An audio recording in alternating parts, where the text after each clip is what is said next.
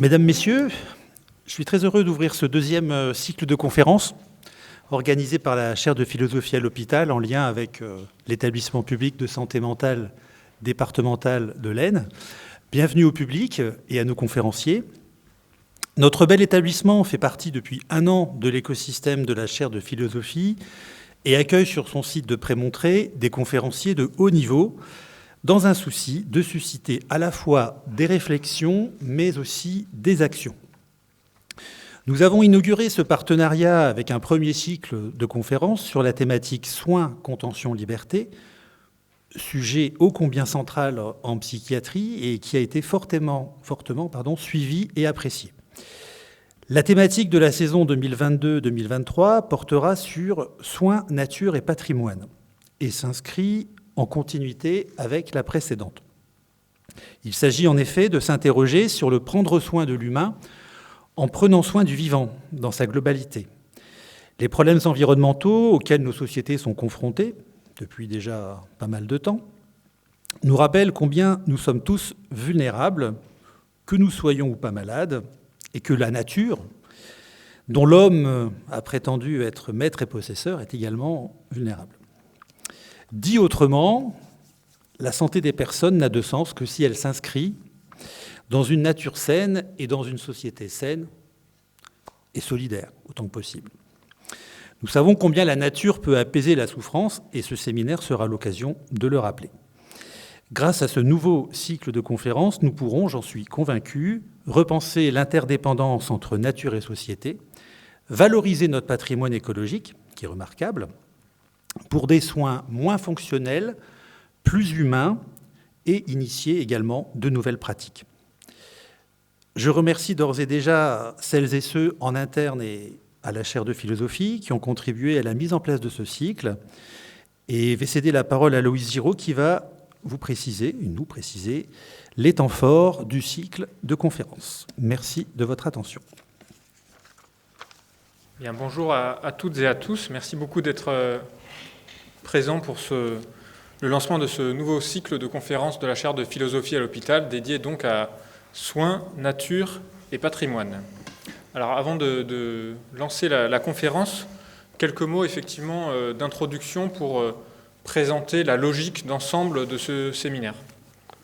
Je tiens d'abord à remercier Charlie Marquis et Nicolas Elaïc Wagner avec qui on a préparé ce séminaire, et puis des remerciements très sincères aussi à toute l'équipe de l'établissement public de santé mentale départemental de l'Aisne et à son directeur Laurent Barré pour nous accueillir dans ce lieu si particulier.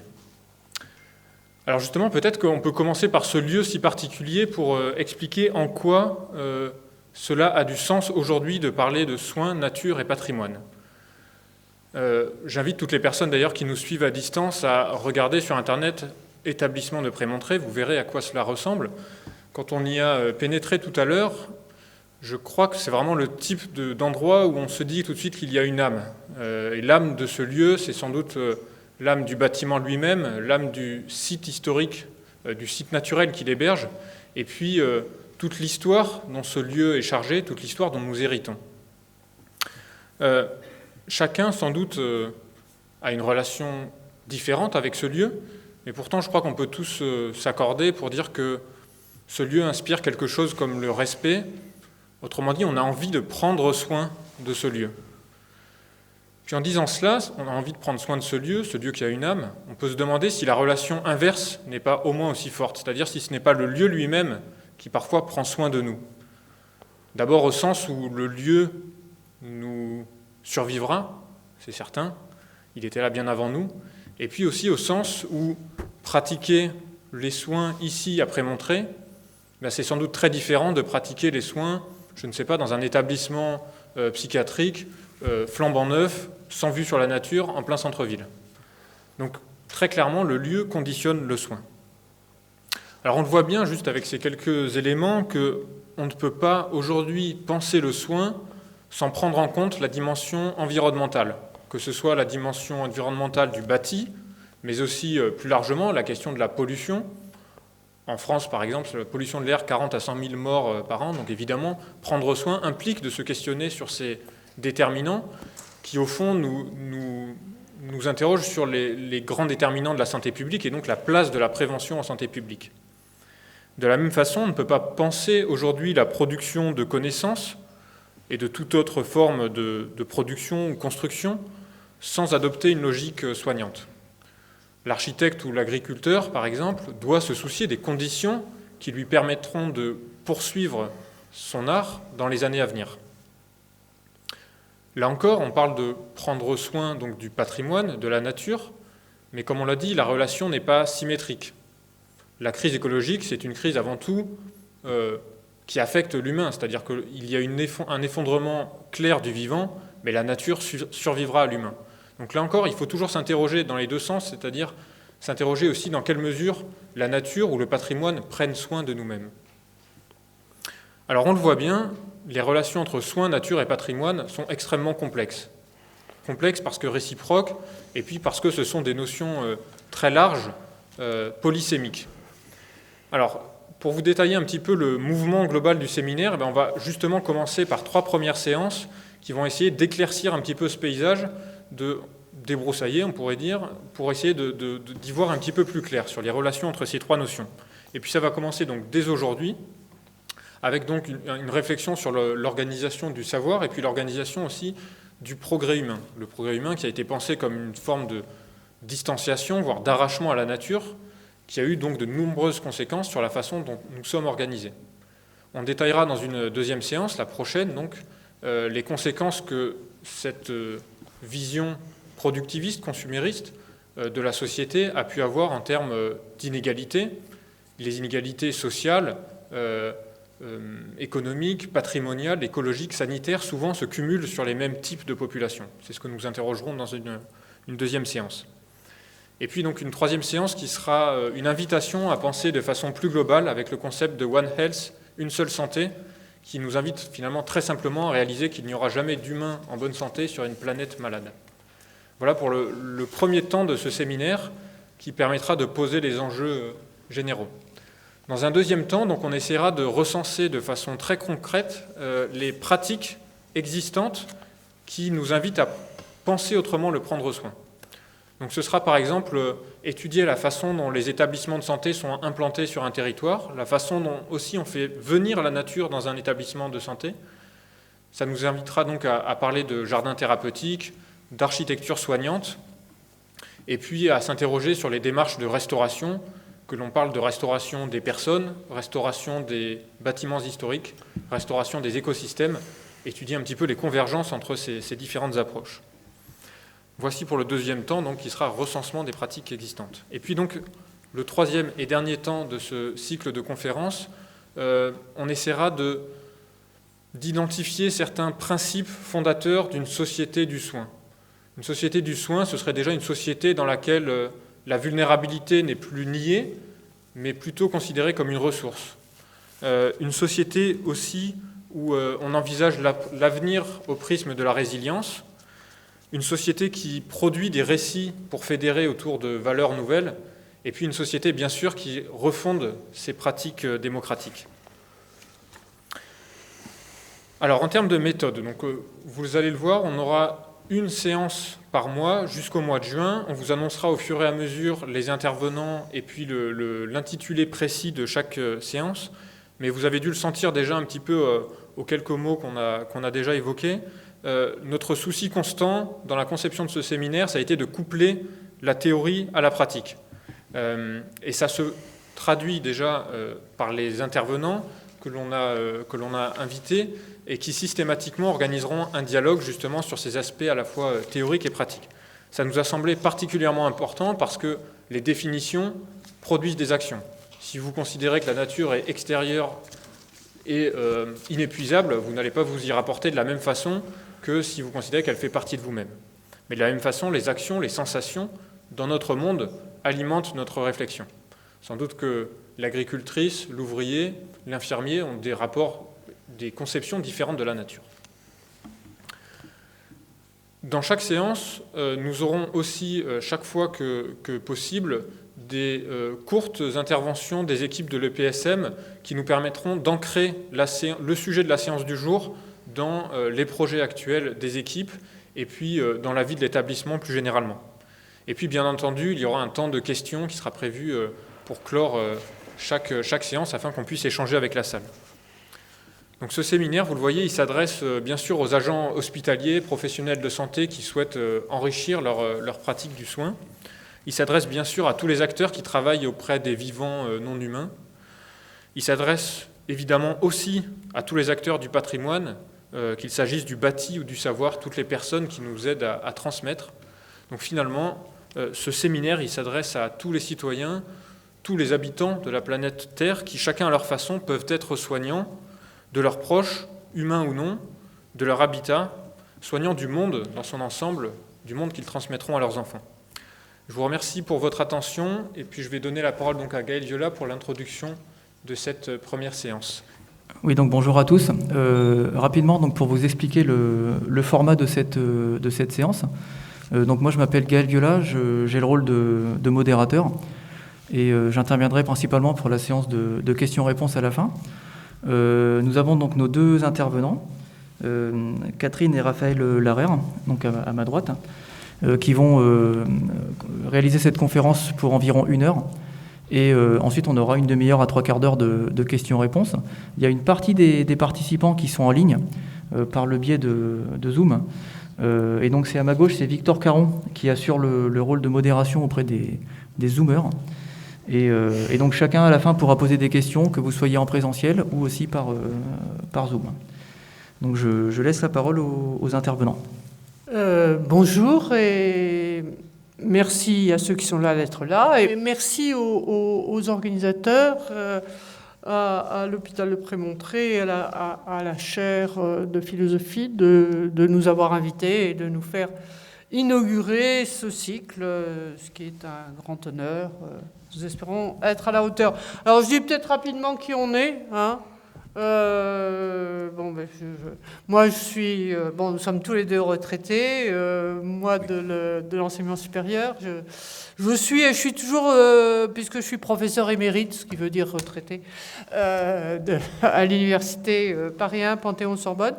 Je suis philosophe et après avoir fait de la philosophie politique, je me suis particulièrement intéressée et à ce moment-là, je me suis mise à travailler avec Raphaël, mon mari, sur les questions de nature et d'environnement. Raphaël, lui, est directeur de recherche également en retraite à ce qui s'appelait à l'époque l'INRA et qui s'appelle maintenant l'INRAE, Institut national de la recherche agronomique et de l'environnement.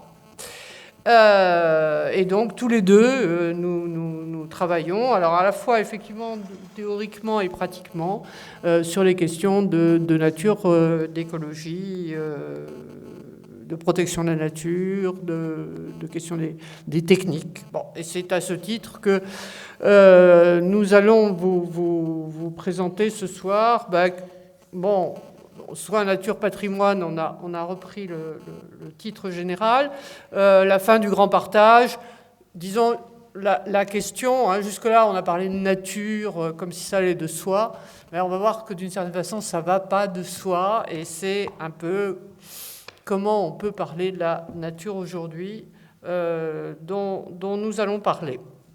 Alors, Descartes a déjà été cité par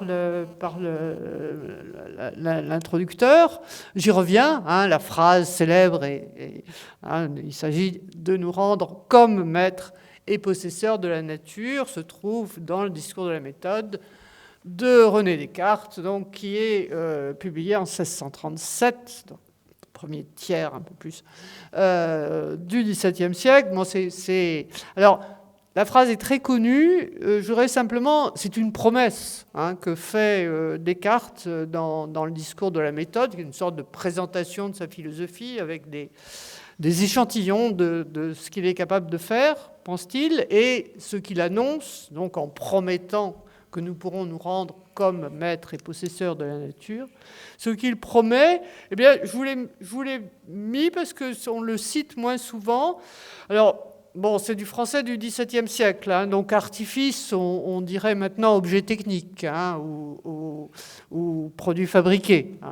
Donc une infinité d'artifices qui feraient qu'on jouirait sans aucune peine des fruits de la terre et de toutes les commodités qui s'y trouvent, mais, et il continue, et c'est pour ça que j'ai voulu vous donner ce contexte, mais principalement aussi pour la conservation de la santé, laquelle est sans doute le premier bien et le fondement de tous les autres biens de cette vie. Autrement dit, si nous avons des besoins de connaissances, c'est pour être en bonne santé, pour vivre plus longtemps, et peut-être d'ailleurs, pourquoi pas, pour vivre toujours.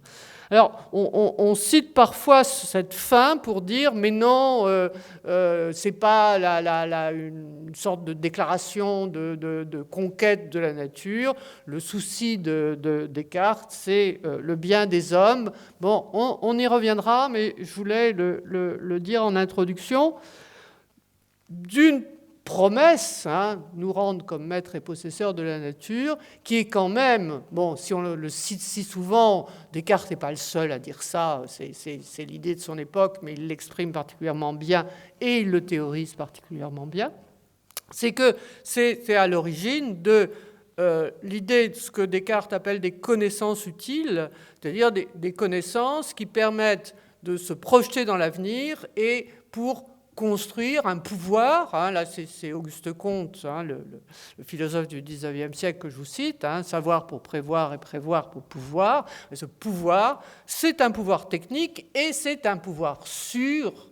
C'est un pouvoir, c'est effectivement la formulation d'une domination sur la nature qui est donc distanciée, rendue en objet à connaître, mais aussi objet à manipuler, à transformer, à la double expression de Descartes, comme maître et possesseur, c'est-à-dire domination et appropriation.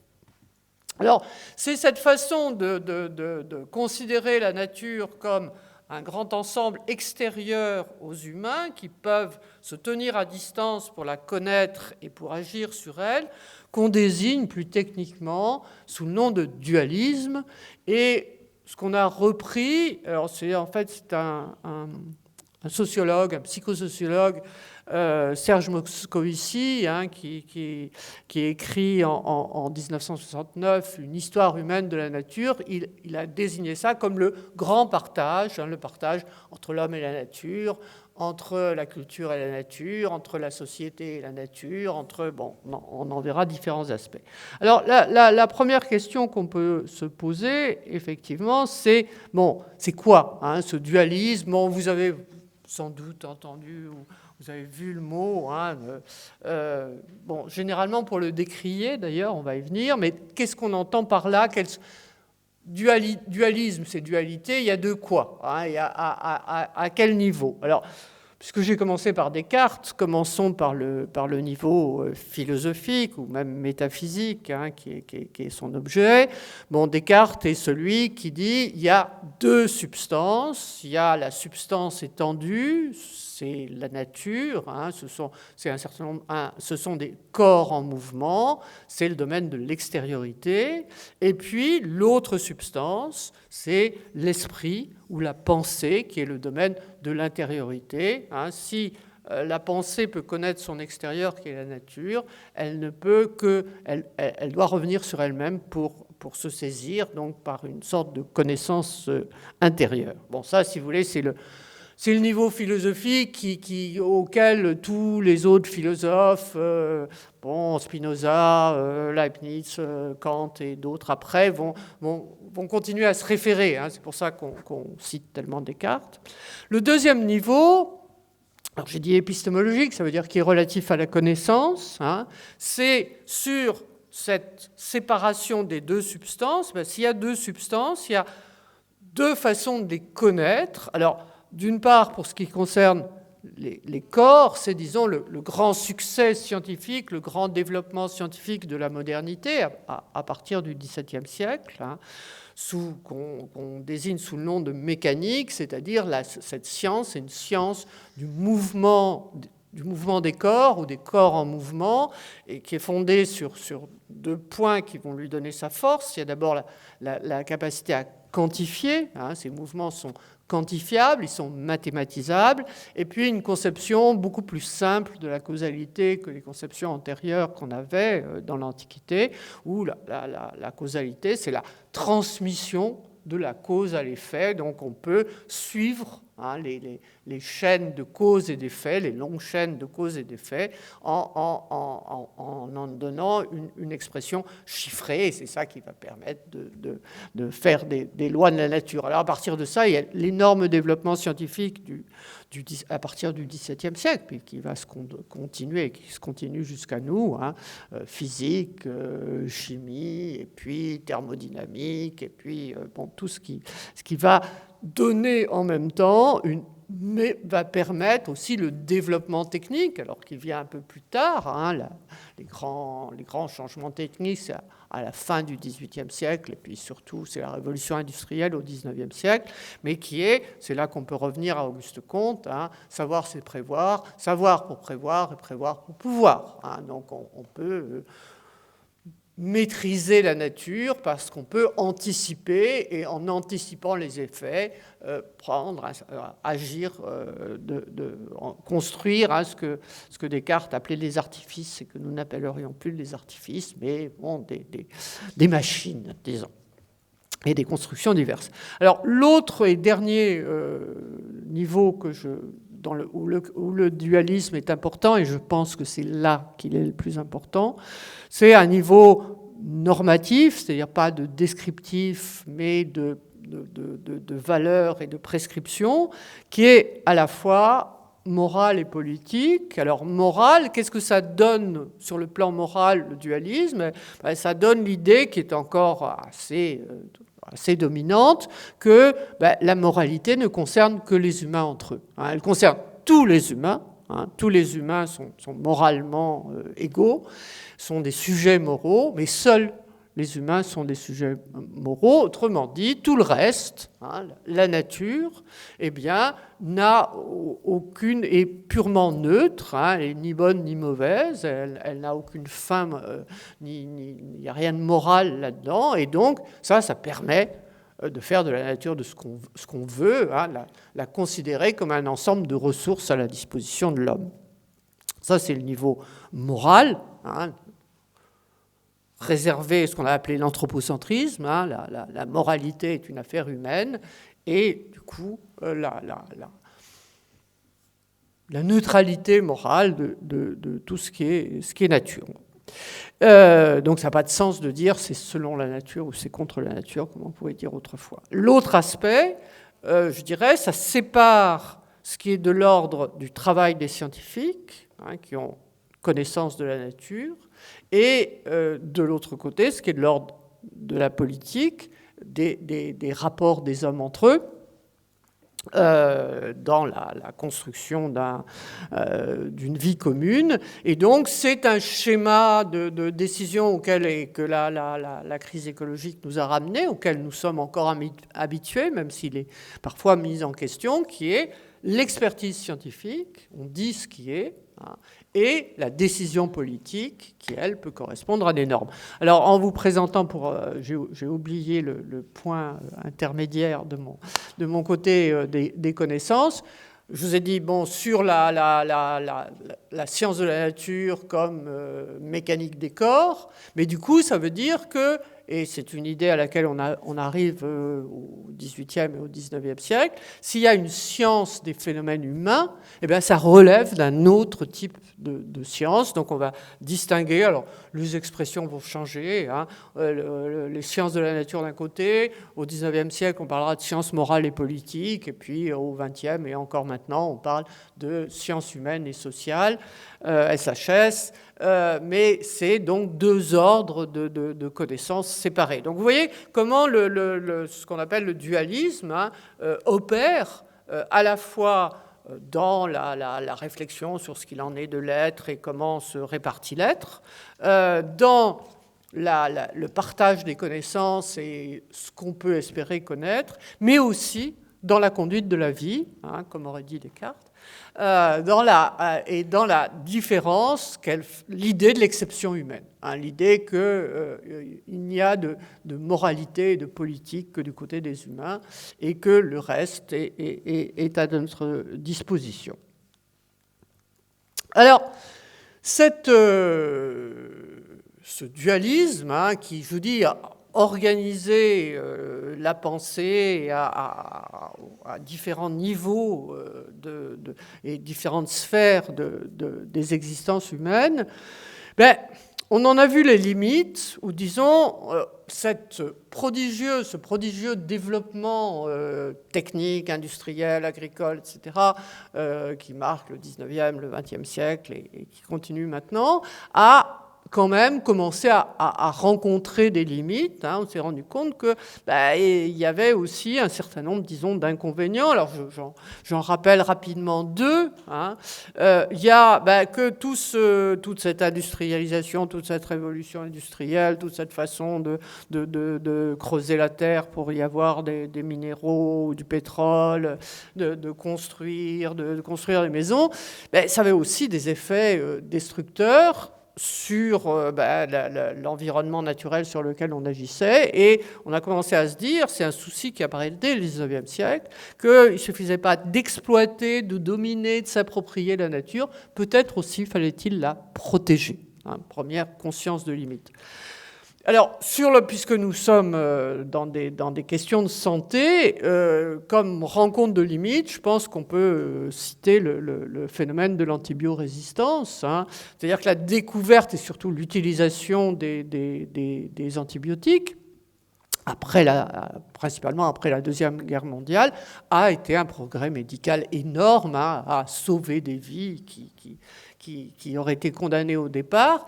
Et puis, on a autorisé une quantité d'antibiotiques et qu'est-ce qu'on a fait ? On a développé des bactéries résistantes aux antibiotiques, aussi parce qu'on a fait un usage énorme des antibiotiques, y compris dans l'élevage.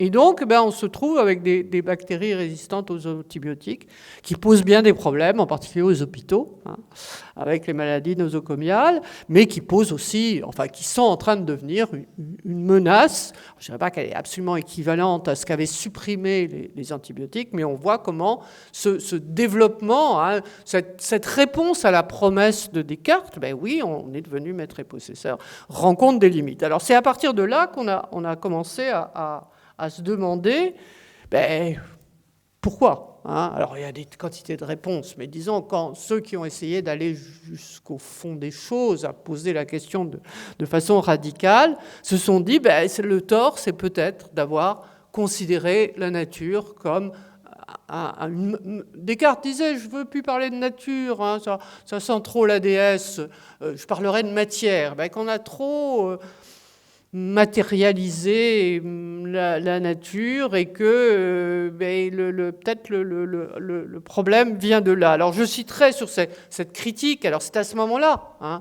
qu'on se met à parler de grand partage. Hein, Serge Moscovici, c'est celui qui lance l'expression, et c'est un des premiers à se poser la question de, au fond, la nature, est-ce qu'elle est vraiment, qu'est-ce que c'est, comment parlons, hein, l'histoire humaine de la nature, c'est pour dire la nature, ce n'est pas l'évidence d'un donné, il faut se poser des questions. Alors, se sont posés des questions, je donnerai deux noms là.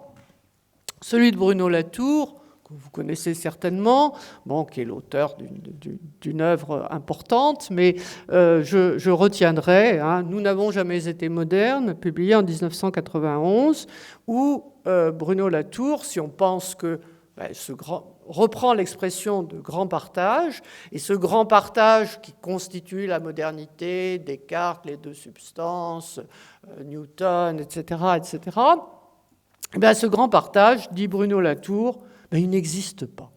Parce que quelque chose qui est purement naturel, ce grand partage, c'est une façon de purifier, dit Bruno Latour, de mettre d'un côté ce qui relève de la nature, de l'autre côté ce qui relève de la culture, ou de l'homme, ou de la société. En fait, des objets purement naturels ou purement humains, ça n'existe pas. Et dit Latour, nous n'avons que des hybrides. Et comme exemple d'hybride, bon, Raphaël vous en donnera d'autres, mais l'exemple que donne, je ne sais plus si Latour le donne là, peu importe, il le donne plus tard, c'est le changement climatique. Hein. L'ensemble de processus qu'on désigne sous l'expression de changement climatique ou de dérèglement climatique, c'est à la fois des processus très naturels, et il faut des climatologues, des géologues, des écologues pour l'étudier, mais, et c'est ça qu'ont établi les rapports du GIEC, hein, du groupe intergouvernemental d'experts sur le climat qui fait des rapports là-dessus, où il y a beaucoup de climatologues et tout, c'est de dire c'est d'origine humaine. Donc vous avez le changement climatique, vous avez un ensemble de processus naturels, mais qui ne sont pas causés par la nature toute seule, hein, où la contribution humaine est très importante. Bon, vous savez, c'est pour ça qu'on a proposé de nommer une nouvelle ère géologique, nommée Anthropocène, l'ère des humains, l'ère où les humains sont devenus eux-mêmes une force géophysique. Donc voilà.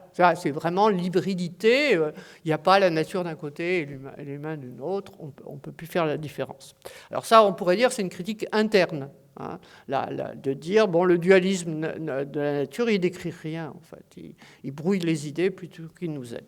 Alors, ce que j'appellerais plutôt une critique externe, c'est celle qui vient de l'anthropologue Philippe Descola, hein, professeur au Collège de France, et qui publie en 2005 « Par-delà nature et culture », qui est extrêmement célèbre. Et Philippe Descola, il a envoyé par Lévi-Strauss, hein, il a fait sa thèse avec Lévi-Strauss, chez les Achuars, qui sont des peuplades Jivaro en Amazonie. Et en arrivant, en apprenant à parler comme les Achuars, il s'est rendu compte que les Achuars traitaient, s'adressaient de la même façon, considéraient de la même façon les végétaux, les animaux, les humains. Pour eux, il n'y avait pas le monde des humains d'un côté, le monde de la nature de l'autre, mais d'autres arrangements, hein, d'autres ontologies, dit Descola, d'autres façons de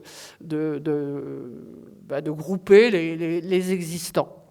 Et donc, de ce point de vue-là, ce que Descola nous apprend ou nous rappelle, c'est que le terme de nature, c'est pas un universel, en ce sens que tout le monde, tous les habitants du monde, toutes les cultures, toutes les civilisations du monde ne divisent pas la réalité entre, d'un côté, la nature et de l'autre, l'esprit, les humains. Alors, c'est donc, de ce point de vue-là, dit Descola, c'est une configuration caractéristique de, disons, l'Occident, hein, et c'est ce qui désigne sous le nom de naturalisme. Alors, c'est ça notre façon de considérer la nature, que Descola résume en disant, le naturalisme, c'est... Je vais expliquer un petit peu, je vous donne la formule. La continuité des physicalités et la discontinuité des intériorités. Autrement dit, tous les corps, hein, tout ce qui est physique est de même nature, hein, relève d'une même explication homogène. Hein. Raphaël vous montrera tout à l'heure que c'est pour ça que les vétérinaires sont des médecins. Hein. Ils sont en ce sens que le corps animal et corps humain, ça relève d'une même connaissance, mais discontinuité des intériorités, l'exception humaine, seuls les humains ont une intériorité, une conscience, une morale, une culture, etc. Donc c'est ça ce que Descola appelle naturalisme. Alors je dirais que les critiques, bon, il n'y a pas que Bruno Latour et Philippe Descola, hein, mais bon, c'est les deux, à mon avis, grands noms auxquels attacher ça. C'est admis, il n'y a plus personne qui puisse dire, qui pourrait dire comme Descartes, il y a deux substances, ou bon, c'est admis. Hein, quand on dit Descola, on dit oui, nature et culture, bon. C'est admis, mais finalement, d'une part, on s'est un peu lassé. Alors je dis on, les gens qui, comme nous, s'occupent de ce genre de choses. Il y a une sorte de fatigue sur la discussion autour de l'homme et la nature, l'homme et la nature et la société, etc. Mais on n'a pas trouvé quoi mettre à la place. C'est pour ça d'ailleurs que Raphaël et moi, nous défendons l'idée qu'on peut continuer à parler de nature, parce qu'il y a la nature avant les modernes et qu'il y a la nature après les modernes, enfin peu importe. Mais on a bien essayé de dire, finalement, c'est pas la nature, c'est la vie ou c'est les vivants. Mais je dirais, il y a le signe d'un malaise, et bon, vous venez de l'entendre, on n'ose plus dire nature, on n'ose plus dire être naturel. Alors on va dire les non-humains. C'est pas franchement mieux que, je veux dire, les non-humains, ça n'a de sens que par rapport aux humains. Donc bon, on va dire les vivants. Donc il y a une sorte de on n'a pas proposé un nouveau. Si on peut dire que le dualisme, c'est un paradigme, donc une représentation bien cohérente qui unifie les représentations sur la nature en Occident du XVIIe au XXe siècle. On n'est plus dedans, mais où on est exactement, on ne sait pas très bien. Et donc c'est pour ça que je vais arrêter là les généralités. Nous allons réfléchir avec vous sur 3 exemples pour essayer de voir sur 3 exemples plus pratiques, plus concrets, comment on voit le dualisme en place, comment on essaie d'en sortir et si on essaie d'en sortir. Alors les 3 exemples, Raphaël va traiter les 2 premiers. L'un portera sur l'expérimentation animale et donc traitera du soin et de la nature. Le deuxième portera sur patrimoine et paysage, donc ça sera le lien à la nature et le patrimoine. Et puis le troisième, alors vous y avez fait allusion, je sais que vous aurez une séance là-dessus, mais je pense que c'est extrêmement important pour voir, parce que c'est vraiment une tentative de sortir du dualisme, le One Health, une seule santé, donc la nature et le soin. Donc je passe la parole à Raphaël. Je vous prie de m'excuser, je n'ai pas de PowerPoint. Parce que quand je fais des PowerPoint, ils sont tellement nuls, c'est pas la peine de les montrer. En 1692, William Molyneux avait posé à Locke une question philosophique. Un aveugle de naissance, à qui le rendrait la vie, parviendrait-il à distinguer sans les... Quoi ? T'as dit la vie. La vue, pardon. Parviendrait-il à distinguer sans les toucher un cube d'une sphère. 80 ans plus tard, constatant les désaccords entre les multiples réponses avancées aussi bien par Leibniz, Berkeley, Condillac ou Diderot, le chevalier de Mérian proposa de réaliser une expérience susceptible de cesser les controverses, les faire cesser. On maintiendrait des enfants dès la naissance dans une obscurité totale.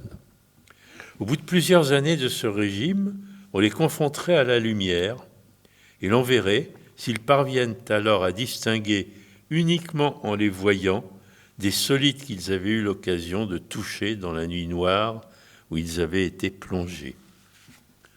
Par bonheur, l'expérience ne fut jamais tentée. Dans un récent ouvrage intitulé « Contact, pourquoi nous avons perdu le monde et comment le retrouver », Matthew Crawford relate une expérimentation qui fut réalisée aux États-Unis à la fin du siècle dernier. Il s'agissait de savoir si l'expérience corporelle est constitutive de la perception visuelle. Des chercheurs ont alors élevé 10 paires de chatons dans la plus complète obscurité, à l'exception de 3 heures par jour, au cours desquelles on installait les chatons par paires dans une sorte de carrousel, sans qu'ils puissent se voir. Pour chaque paire, un des chatons pouvait se déplacer, de telle sorte qu'il faisait tourner le carrousel. alors que l'on contraignait l'autre à être transporté passivement sous l'impulsion des mouvements du premier. À l'issue de l'expérience, les chatons furent placés en pleine lumière et eurent une totale liberté de mouvement. Il s'est avéré que les facultés sensorimotrices des chatons actifs se développaient normalement, alors que ceux qui avaient été transportés passivement étaient incapables de positionner leurs pattes par guidage visuel, d'éviter des obstacles sur leur chemin et de poursuivre un objet en mouvement. M. Crawford, qui aurait sans doute été horrifié par la proposition du chevalier de Mérian, ne manifeste aucune réprobation vis-à-vis de cette démonstration expérimentale de la cognition incarnée. Sans doute ne considère-t-il pas qu'il y a quelque chose à respecter chez les chatons. Le traitement qu'on leur fait subir n'est donc pas moralement condamnable à ses yeux. Nous héritons, comme l'a montré Catherine, d'une modernité qui, depuis le XVIIe siècle, pose que les humains ont une intériorité qui les distingue des animaux, mais qu'ils n'ont rien d'exceptionnel par rapport aux autres organismes sur le plan physiologique. Telle est la définition que donne Descola du dualisme, du naturalisme. Nous sommes ainsi convaincus que nous avons les mêmes processus physico-chimiques, le même type de fonctionnement des cellules et des organes que ceux des animaux, mais que nous avons un esprit qui nous est propre, alors qu'ils en sont dépourvus ou ne l'ont qu'à l'état d'ébauche. Ce dualisme a permis, et c'est vraiment son avantage, le développement des sciences. Et c'est ce même dualisme qui conduit, tant en recherche médicale et pharmaceutique qu'en toxicologie, à expérimenter ou effectuer des tests sur des animaux avant de se lancer dans des essais cliniques. Il s'agit de privilégier les humains dans la mesure où, en raison de leur intériorité, ils doivent faire l'objet d'un souci moral. Alors une question se pose. Les animaux pourraient-ils pas faire aussi l'objet d'un souci moral? Le peuvent-ils tous ou seulement certains d'entre eux? S'ils ne le peuvent pas, s'ils sont ainsi exclus de la communauté morale, le traitement qu'on leur fait subir est moralement neutre. Si l'on considère au contraire que les animaux, ou seulement certains d'entre eux, doivent faire l'objet d'un souci moral, il y a donc quelque chose à respecter en eux, et le traitement qu'on leur fait subir est susceptible d'une évaluation morale, voire d'une condamnation morale. C'est pourquoi l'expérimentation animale est contestée par de nombreux défenseurs de la cause animale, et les biologistes eux-mêmes reconnaissent qu'ils doivent prendre en considération le caractère d'être sensible des animaux qu'ils instrumentalisent dans leurs expériences et leurs tests. Que les animaux soient des êtres sensibles est en effet une conviction confortée de longue date par l'expérience qu'en ont ceux qui les fréquentent ou les élèvent, et parce que l'on sait d'eux. La sensibilité est commune aux hommes et aux animaux. Dans le discours sur l'origine et les fondements de l'inégalité parmi les hommes, Jean-Jacques Rousseau en avait déduit qu'il s'agissait déjà là d'une condition nécessaire et suffisante pour disposer d'un droit protecteur.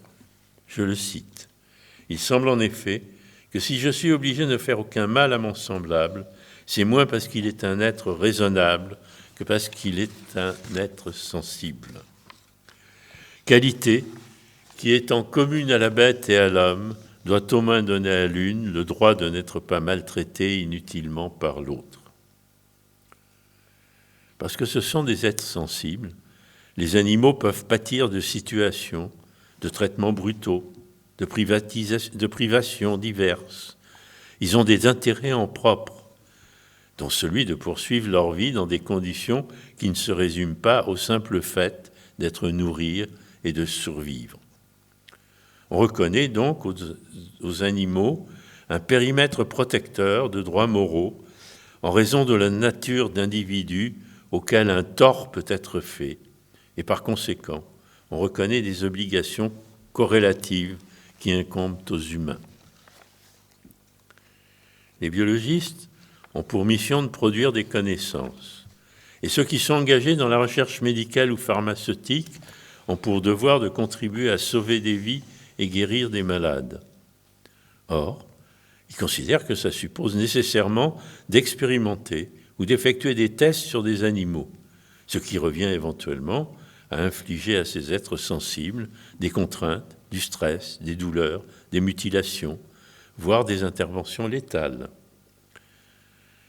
Privilégiant les intérêts humains, ils avancent qu'il ne doit pas y avoir d'entrave à l'instrumentalisation d'animaux dans des expérimentations scientifiques. Mais il leur faut aussi prendre en compte la sensibilité de leurs animaux de laboratoire et faire en sorte de ne pas leur infliger de souffrances inutiles. Pour définir ce que sont les souffrances inutiles, on pourrait procéder au cas par cas à une sorte de calcul coût-avantage. Mais afin de ne pas s'enliser dans une casuistique mettant en balance les bénéfices attendus de chaque expérience avec la sévérité des douleurs qu'elle suppose, les scientifiques se sont dotés d'une règle de déontologie professionnelle. C'est la règle qui est dite règle des 3 R. Le premier R, le remplacement, invite à substituer à l'expérimentation animale des méthodes alternatives lorsqu'elles sont disponibles. À défaut de remplacement, il convient de limiter les expériences à celles qui sont considérées comme indispensables et de s'en tenir au nombre d'animaux nécessaires pour obtenir des résultats significatifs. C'est le 2e R, la réduction. 3e R, le raffinement, revient à réduire, autant que faire se peut, la souffrance infligée. Si l'expérimentation sur des animaux est ainsi considérée comme un mal nécessaire, cette règle des 3 R a pour objet d'éviter que le mal soit excessif. Elle constituerait donc un progrès aux yeux même des défenseurs de la cause animale si elle était appliquée rigoureusement, ce qui n'est pas toujours le cas. On peut néanmoins lui opposer une objection encore. Toutes les éthiques animales considèrent que les états mentaux dont les animaux sont capables sont des critères pertinents pour avoir un statut moral. Alors effectivement, spontanément, et c'est ce que font les biologistes, ils se concentrent sur la sensibilité. Mais d'autres considèrent que des capacités telles que la conscience de soi, la mémoire, la compréhension sociale, l'aptitude à interpréter les intentions des congénères sont moralement pertinentes pour leur accorder un statut moral supérieur à celui des êtres simplement sensibles. Or, l'évolution des sciences tend à accorder aux animaux des capacités cognitives, un registre d'états mentaux et des formes de conscience bien plus riches que la seule sensibilité. L'expertise scientifique collective sur les formes de conscience chez les animaux, effectuée par l'INRA entre 2015 et 2018, et à laquelle j'ai participé, renforce l'idée que la prise en compte de la sensibilité ne suffit pas. Un groupe d'experts appartenant à diverses disciplines, éthologie, sciences cognitives, neurophysiologie, sciences vétérinaires, philosophie, droit, sociologie, a dressé l'état des données scientifiques publiées. Les capacités émotionnelles, cognitives et métacognitives des animaux, ainsi que les structures cérébrales et les réseaux neuronaux qui leur sont associés, ont ainsi été pris en compte. Le corpus étudié a porté sur un nombre relativement limité d'espèces, mais sur une gamme d'espèces couvrant un large spectre phylogénétique. Il ressort de cet état des lieux que des animaux ont une capacité à éprouver des émotions, à gérer des situations complexes et à évaluer ce qu'ils savent et ce qu'ils ignorent. Ils peuvent aussi planifier des actions par rapport à leur expérience et gérer des relations sociales complexes entre eux ou avec des humains. De telles capacités ont été observées principalement chez des mammifères et des oiseaux, surtout les corvidés et les psittacidés, sur lesquels les expériences ont été réalisées. Les autres, c'est qu'il n'y a pas eu d'expérience de fait. Quelques données concernant certaines capacités cognitives impliquées chez les abeilles ou chez les céphalopodes ont également été évoquées. Alors, nous avons considéré que si la complexité du comportement d'un animal est telle qu'elle ne peut s'expliquer par des automatismes non conscients, si l'on sait que l'animal en question dispose des capacités cognitives et émotionnelles qui sont associées à différentes formes de conscience chez les humains, il n'y a pas de raison de lui refuser de disposer de formes de conscience semblables. A fortiori, s'il est en outre équipé de structures cérébrales et manifeste des activités neuronales semblables à celles qui sont considérées comme des corrélats neuronaux des processus conscients chez les hommes. Mais qu'il y ait des similitudes de fonctionnement entre les formes de conscience chez les humains et chez les animaux ne signifie pas forcément que leur contenu soit identique. C'est-à-dire qu'on ne connaît pas la conscience phénoménale des animaux. On ne pourra pas la connaître. Si la richesse des formes de conscience chez les animaux reste largement à compléter et à comprendre, il serait sage de prendre en considération ce que l'on sait déjà. Il est amusant d'ailleurs de voir que de l'issue de ces multiples expériences qui sont faites par des gens qui sont parfaitement dualistes, mais on en arrive à quoi? À une continuité dans les intériorités, une certaine continuité. Et que donc, d'une certaine façon, on se rapproche de ce que Descola a appelé une ontologie animiste. J'arrête cette remarque. Que des animaux aient une conscience de soi, et même une conscience de soi sociale, questionne ainsi de nombreuses pratiques courantes impliquant des animaux dans la recherche scientifique, médicale et pharmaceutique. C'est pourquoi j'en conclurai facilement qu'il serait bon d'exiger une application stricte de la règle des 3 R. Je signale que, par exemple, l'INSERM a plusieurs fois, mais jamais le remplacement en premier. Il met toujours en dernier. C'est bizarre, ça. Par contre, bon, maintenant, c'est fait, mais c'est le CNRS et l'INRA qui ont imposé la chose.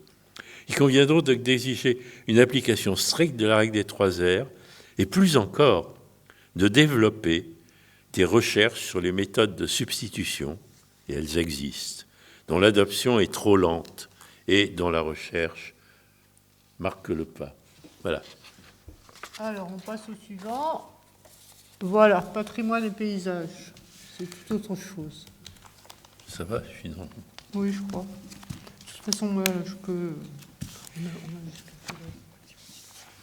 Oh, on fait bien avant. Ça va? Oui, c'est bon. Alors, le paysage, un patrimoine à protéger. Alors, on va changer totalement de domaine. Je vais préciser d'abord ce que l'on entend communément, dans le langage courant, par patrimoine.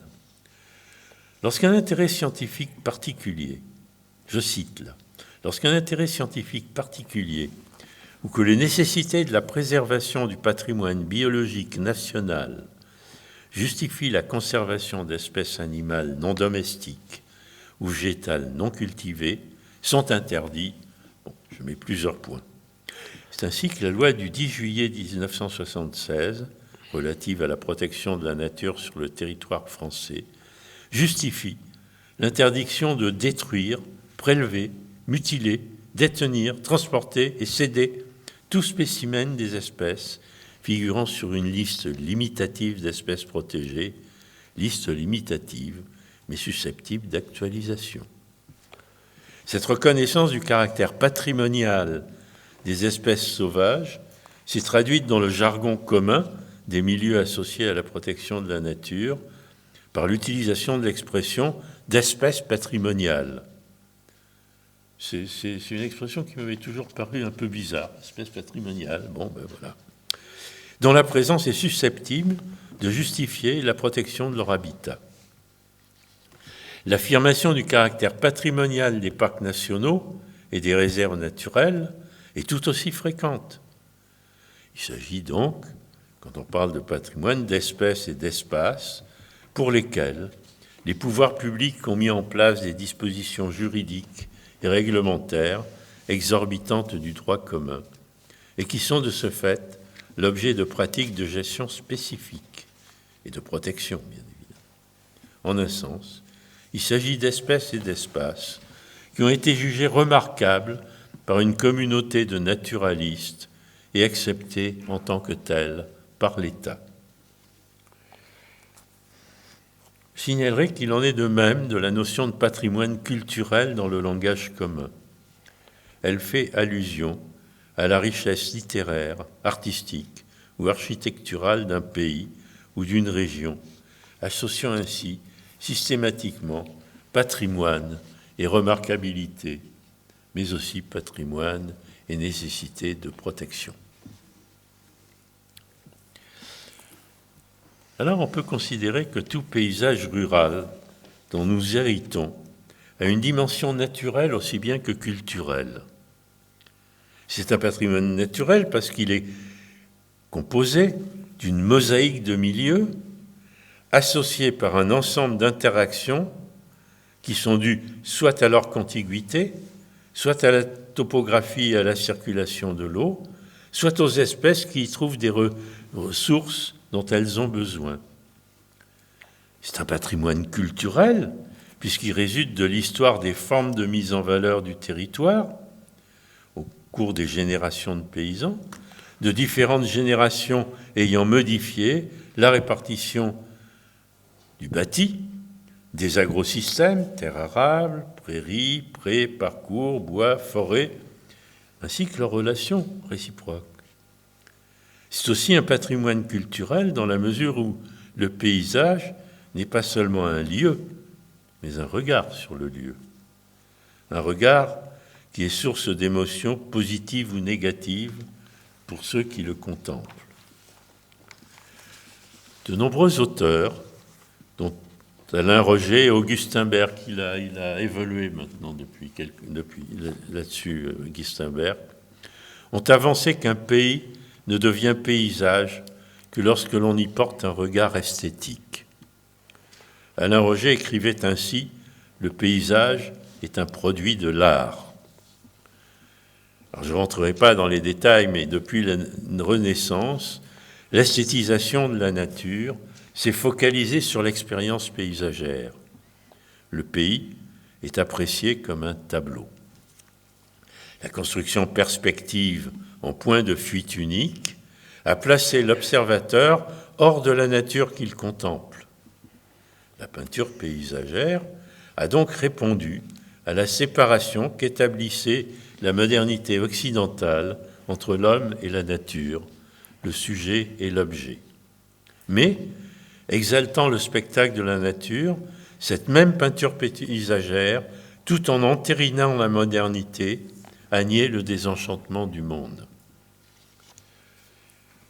Notre perception du paysage demeure très liée à cette conception, mais aussi a suivi les transformations de l'art paysager. Je dirais que, bon, c'est vrai, mais on ne voit plus... Notre vision dépend beaucoup de la peinture du Quattrocento, mais on ne voit plus la montagne Sainte-Victoire maintenant comme depuis qu'on connaît Cézanne. Un champ de coquelicots fait penser à Monet et le ciel d'Honfleur à Nicolas de Staël, quoi. Donc on a suivi un peu mes évolutions. Mais mes enquêtes m'ont convaincu qu'il n'y a pas sur les paysages qu'un regard esthétique au spectacle de la nature. À côté de ces regards formés par la culture artistique, il y a d'abord des regards informés, ce qui mobilise un savoir et un savoir-voir pour interpréter les structures paysagères qui s'offrent à leurs yeux. Le géographe ne voit pas le même paysage que l'ornithologue. Le botaniste n'est pas attentif aux mêmes détails que l'entomologiste. Et des paysages reliques qui n'échapperont pas à l'historien et à l'archéologue ne retiendront pas nécessairement l'attention de l'agronome. Enfin, il y a des regards initiés, des regards endogènes, ceux qui font les paysages intimes, regards de ceux qui connaissent les lieux, y vivent, les exploitent, les fréquentent, y ont leurs usages. Ce sont les regards du chasseur, du pêcheur, du paysan, du familier des lieux, et ils tiennent tous à des rapports à la fois pratiques et sensibles au pays. L'intérêt des questions relatives au paysage, même dans son acception purement culturelle, tient à ce que ces trois grands types de regards se croisent, s'opposent, mais aussi parfois se combinent, se superposent et s'hybrident. Alors, les paysages ruraux sont aussi des patrimoines naturels. Si l'on entend protéger un paysage donné, il faut le considérer comme un patrimoine conjointement naturel et culturel. Alors, je voudrais maintenant préciser ce que l'on peut entendre par patrimoine, au-delà de l'acception habituelle du terme que je continuais d'utiliser. On définit comme patrimoine tout bien ou tout ensemble de biens dont a hérité une collectivité. On peut parler de biens communs, dont elle a le loisir de jouir, mais qu'elle doit transmettre à son tour à ses descendants. On peut alors considérer que les paysages, comme les milieux ou les espèces qui les exploitent, sont autant de patrimoines. Ces patrimoines, du moins certains d'entre eux, sont certes appropriés, mais ils ont tous aussi de nombreux titulaires. Parce qu'on peut qualifier de titulaires d'un patrimoine tous ceux qui lui attribuent une valeur, que cette valeur soit utilitaire, esthétique, symbolique, rituelle ou même spirituelle. Un territoire, même s'il est approprié et mis en valeur par des agriculteurs et des sylviculteurs, est aussi, en tant que paysage, un patrimoine pour tous les autres usagers du lieu, les habitants, les chasseurs, les cueilleurs, les promeneurs, les touristes. La première conséquence de cette conception du patrimoine est d'exiger que tous ces biens communs soient gérés en tenant compte des pratiques, des besoins et des aspirations de toutes les catégories de titulaires. C'est inviter à rechercher, compte tenu de l'impact des activités humaines et des droits de propriété et d'usage en vigueur, une gestion négociée entre tous les acteurs concernés. Si l'on se libère du dualisme, on peut même avancer que les espèces animales et végétales que contient un ensemble de milieux formant paysage, ou qu'il accueille à un moment de leur cycle de vie, sont aussi titulaires du patrimoine qu'ils représentent à leurs yeux. Certes, les espèces qui dépendent d'un milieu ou d'un paysage ne peuvent pas participer à une négociation multi-acteurs, mais il est légitime que ceux qui s'en font les porte-paroles, que ce soit des scientifiques ou des militants de la protection de la nature, y aient une part active. Cela soulève deux questions. D'abord, déterminer quels peuvent être les porte-paroles légitimes des êtres et des milieux naturels conduira nécessairement à des controverses assez vives entre scientifiques ou entre scientifiques et militants. Supposons par exemple une négociation au sujet d'un paysage servant d'estrive à des troupeaux de moutons, mais fréquenté par une meute de loups. Qui seront les porte-paroles des loups ? Des éthologistes, des écologues, des vétérinaires ou des militants protecteurs de la faune sauvage ? Et qui représentera les intérêts des brebis ? Les éleveurs et les bergers, ou bien les vétérinaires, les éthologistes, voire même des défenseurs de la cause animale et des végétariens. Ensuite, selon quelles règles organiser un débat entre des points de vue divergents, voire opposés, tant en ce qui concerne la dimension culturelle, compte tenu des différents types de regards, même si tous ces types de regards ont une dimension esthétique d'une certaine façon, que de la dimension naturelle du paysage en question.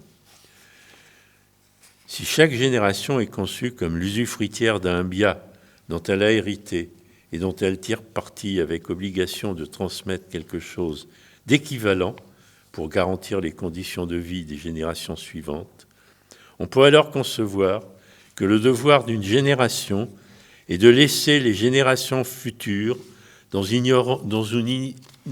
ignorons les besoins et les aspirations, libres de choisir les formes d'utilisation des ressources qui leur conviendront.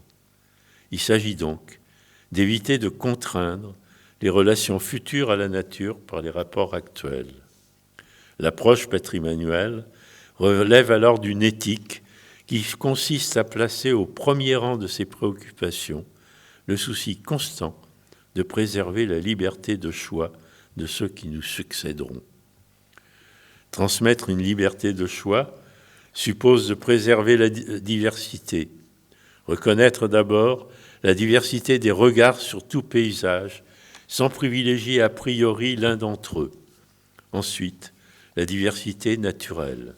Plus il y aura de diversité génétique à l'intérieur des espèces, de diversité spécifique des milieux et de diversité des habitats dans les territoires, plus il y aura d'espèces dans la biosphère, plus il sera possible aux générations futures de décider de la façon dont elles pourront bénéficier de ce patrimoine. Cela suppose d'éviter la standardisation des façons d'être dans la nature et d'y travailler pour en tirer parti. La diversité biologique, espèces et milieux, est donc solidaire de la diversité des cultures techniques, des pratiques productives et des représentations sociales de la nature. En remettant en cause le dualisme, nous avons réussi à déboucher sur un pluralisme. Merci. Alors, je passe rapidement au troisième exemple qui vous a été annoncé. Donc, une seule santé. Je vais pas rester longtemps dessus. D'abord parce qu'on a beaucoup fait appel à votre attention qui a été très grande et très soutenue, et puis qu'il faut vous laisser un peu de temps pour discuter. Donc, One Health, qu'on traduit le plus souvent par une seule santé. Bon, je vous ai donné la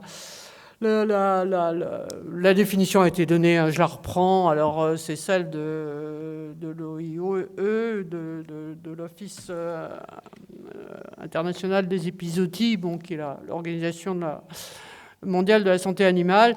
Donc, s'appuie sur le constat, comme ça a été dit dans l'introduction, hein, que la santé humaine et la santé animale sont interdépendantes et liées à la santé des écosystèmes. Alors, les pratiques et la One Health ont été lancées déjà depuis les années 2000. On en a vu une application particulièrement nette au moment de la pandémie de Covid, qui est un bon exemple du lien entre les trois santé, humaine, environnementale, animale, avec, bon, disons, on pourrait dire, deux sens du terme de zoonose, du coup. Bon, on entend... alors, le Covid est une zoonose, c'est-à-dire c'est une maladie qui est transmise par des animaux aux humains. Et bon, c'est une très vieille histoire, hein. Les zoonoses, une grande partie des maladies humaines sont de provenance animale et réciproquement, hein. Les animaux peuvent affecter, les humains peuvent affecter les animaux, mais notamment c'est très lié à l'élevage. Hein, les sociétés comme les sociétés européennes qui ont pratiqué l'élevage ont eu des animaux ou communiqué aux animaux qu'elles élevaient un certain nombre de maladies, la variole par exemple, ou un certain nombre de grippes, auxquelles, au long des générations, les humains ont développé des résistances. Alors ça, pour la variole, ça n'a pas suffi à la rendre tout à fait bénigne, loin de là, mais quand même beaucoup moins nocive, et ça, on a pu le vérifier au moment quand les Européens se sont établis en Amérique du Sud, mais surtout en Amérique du Nord, puisque on considère que, en gros, la population américaine, enfin précolombienne, qui était dans les deux continents américains, qu'au moment de l'arrivée des Européens,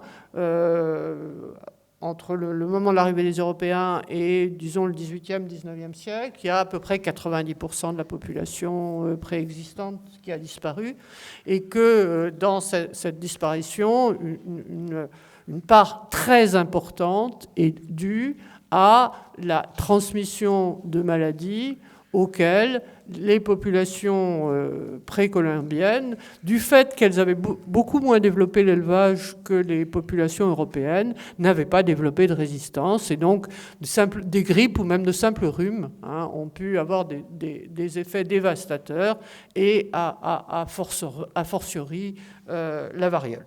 Donc, mais disons, vous avez là le lien entre, finalement, les liens entre les animaux et les humains dont les santé sont liées, comme on peut le voir sur cet exemple. D'autre part, et ça a été montré par des études qui ont été faites, alors pas des maladies, ni même des épidémies, mais vraiment des pandémies, c'est-à-dire des maladies qui affectent pas toute la Terre, mais une partie importante, comme les pestes de l'Antiquité à la grande peste, à la peste noire de 1348, du milieu du XIVe siècle. On a pu montrer que, alors c'est là qu'on va faire intervenir la santé environnementale, c'était lié à des modifications de l'environnement. Le développement, généralement, ça part de Chine, les grandes épidémies et pandémies de peste qu'il y a dans l'Antiquité tardive, au Moyen-Âge, et puis jusque presque au XVIIIe siècle. Ça part, et c'est généralement les histoires écologiques de l'environnement le montrent, c'est lié à des transformations de l'environnement c'est là qu'on parle de maladies émergentes. Alors, où on en arrive presque à une définition nouvelle de la zoonose, c'est... dans l'exemple du Covid, mais des exemples, il y a des exemples antérieurs de maladies émergentes du même type qui ont été montrés et qui ont une place. Les zoonoses représentent, je crois, 75% des maladies émergentes récentes. On a là, alors là, on voit les trois santés, puisque le surgissement en l'occurrence pour le Covid, d'un virus qui jusque-là n'affectait pas ou qu'on n'avait pas repéré, est dû à des transformations de l'environnement en conséquence de la pression humaine plus forte, alors que ce soit par la déforestation, que ce soit par des monocultures. Les humains se mettent à être en contact avec des populations animales, entre autres des chauves-souris, avec lesquelles ils n'avaient pas de contact auparavant, et donc ils peuvent recevoir des virus contre lesquels ils n'ont développé aucune résistance. Ou bien on constate aussi que, par exemple, la monoculture dérègle les capacités d'autorégulation des écosystèmes, rendant donc la pullulation d'un certain nombre de germes plus aisée. Alors à ce moment-là, on arrive à une définition un peu différente de la zoonose, qui lie santé environnementale, santé animale et santé humaine, quand on va définir les zoonoses comme des maladies opportunistes étroitement liées à la santé des écosystèmes. Donc, ce n'est pas uniquement le lien entre santé animale et santé, santé humaine, c'est... Quoi ? Ça passe par des animaux. Ça passe par des animaux. Non, mais il y a les trois santés. Voilà. On a vraiment, là, dans ce cas-là, les trois santés, puisqu'on a des environnements dégradés, des animaux porteurs de germes et des humains qui sont en contact avec ces germes alors que s'ils n'avaient pas été auparavant. Alors, s'ajoute en plus, pour le Covid et d'autres maladies du même type, la rapidité de la diffusion. Pour la grippe espagnole, enfin ce qu'on a appelé la grippe espagnole en 1918-1919, il a fallu 2 ans pour que ça devienne mondial. Avec le Covid, ça prend 3 mois. Pourquoi ? Parce que en plus, il y a les réseaux aériens. Hein, là, une fois que les virus sont arrivés sur les humains, et bien, ils prennent l'avion avec les humains. Et donc, la carte de diffusion du Covid, c'est la carte mondiale des réseaux aériens. Alors, vous avez typiquement là un phénomène hybride, hein, au sens où... Donc, vous voyez qu'on n'est plus dans le dualisme, parce qu'on n'a plus d'un côté la santé humaine et la santé animale, mais ça... l'exemple de l'expérimentation animale, le fait qu'il y a une même physiologie, le remettait en cause. Mais surtout, on est dans ce on désigne aujourd'hui comme la complexité, c'est-à-dire on n'est pas dans cette forme de causalité simple, linéaire, hein, sans réciprocité, qui caractérise les explications mécanistes. On est, au contraire, on a des phénomènes d'interaction, de rétroactivité. Et c'est pourquoi on présente très souvent, quand il y a des présentations de One Health, une seule santé, ça s'accompagne de caractérisation du genre. C'est une approche systémique ou même holiste, et c'est une approche intégrée. C'est-à-dire que on a... Bon, systémisme, c'est l'importance des interconnexions, hein, l'idée que tout est interconnecté. Holiste, c'est l'idée qu'il y a plus dans la totalité que forment les interconnexions que dans chaque partie isolément.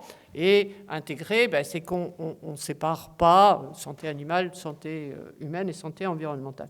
Donc vous pouvez vous dire, si l'objectif c'est One Health, vraiment là on sort du dualisme. Oui, mais est-ce que vraiment on l'applique ? Alors je citerai juste un fait, et puis je terminerai là-dessus, qui est, que je cite précisément, donc je dois avoir, j'ai pris la référence précise, hein,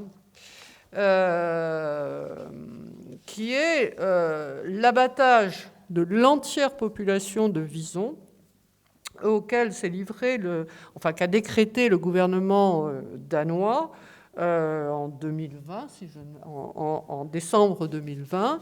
Et donc, on a abattu 17 millions de visons. Pourquoi ? Parce qu'ils avaient attrapé des humains un virus, hein, un virus du Covid, qui risquait de pouvoir contaminer à nouveau les humains. Ces 17 millions de visons, c'est représentatif du type d'élevage intense, hein, et ce n'est pas seulement pour les vaches ou les porcs, mais aussi pour les visons, c'est-à-dire de l'entassement, et c'est cet entassement aussi qui a fait que le virus s'est répandu. Et qu'est-ce qu'on fait ? On tue les visons. C'est-à-dire que, à nouveau, on est dans le dualisme. C'est-à-dire qu'on construit des barrières autour des humains, ce qui est une technique très ancienne, et donc on rétablit la frontière entre les humains et le reste des vivants, avec des résultats d'ailleurs qui ne sont pas forcément bons.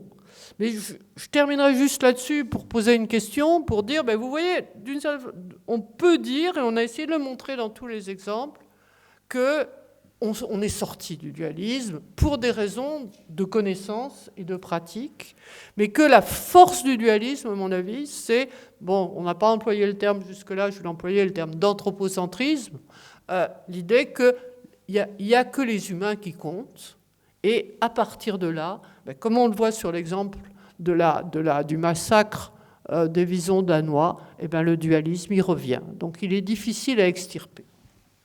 Voilà, on a fini.